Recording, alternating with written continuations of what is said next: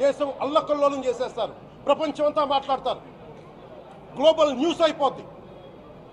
కానీ దేశంలో కోట్లాది మంది హిందువులు అపవిత్రమైతే, ఈ ప్రసాదం అపవిత్రమైతే ఒక్కరు కూడా మాట్లాడకూడదు, ఇది సెక్యులర్ వ్యవస్థకు విఘాతం అంటే హిందువులకి మనోభావాలు ఉండవా? ఇది ఒక్కరు నిందించట్లా, అసలు మీరు ప్రస్తావన చేయకూడదు, ఇది తప్పు, ఇది మాట్లాడకూడదు అంటే ఎట్లా? ఇదే వేరే మతానికి మీరు అన్వయిస్తారా?